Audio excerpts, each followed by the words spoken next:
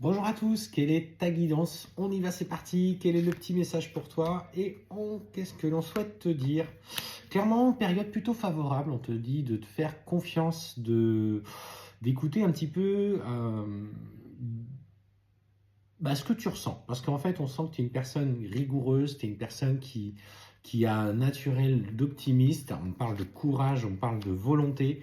Et quoi qu'il se passe, clairement, ce qu'on t'annonce, c'est que tu peux garder espoir. Alors, si tu es quelqu'un, effectivement, qui est seul à l'heure actuelle, on te parle que tu peux justement avoir confiance dans le fait de t'installer dans une relation profondément équilibrée, sincère et stable. On parle d'un homme alors qui peut avoir un certain âge, qui peut être plus vieux que toi, quelqu'un qui peut être plus mûr, quelqu'un peut-être de plus casanier. En tout cas, on parle quand même de cet aspect un petit peu délicat.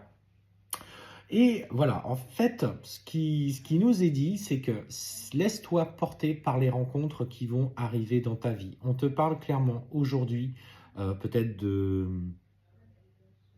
te détacher, peut-être de la vie de certaines personnes qui ont peut-être été proches de toi à un moment donné, c'est pas forcément, mais ce choix de relation que tu vas faire ne va pas plaire à tout le monde. On parle de critique, notamment d'une femme que je ressens proche de toi. Ça peut être une amie, une sœur, ta mère, et clairement, elle voit dans cette nouvelle relation quelque chose qui va modifier le rapport que vous aviez entre vous. On parle de jalousie, on parle de fourberie.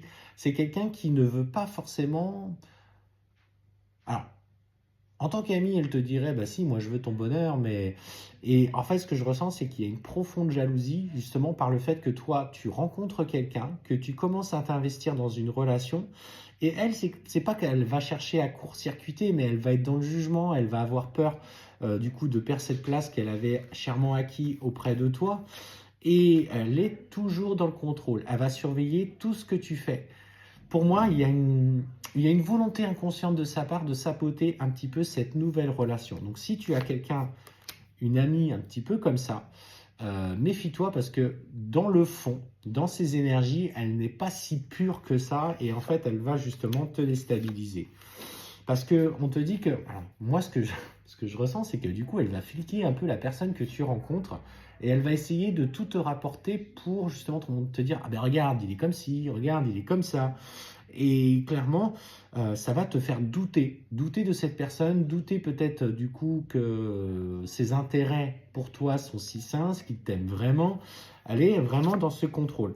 Et il faut que tu aies confiance. Il faut que tu aies confiance parce qu'on te dit que c'est un homme qui va vouloir, qui est sincère, qui est volontaire, qui a envie d'engagement et qui veut justement te proposer un nouveau départ, un voyage, euh, peut-être à titre personnel. On sent que voilà, lui, il a vraiment l'envie de construire quelque chose avec toi. Il n'a pas envie de se laisser s'aborder. Et il faut que tu te laisses porter par la nature de ses sentiments.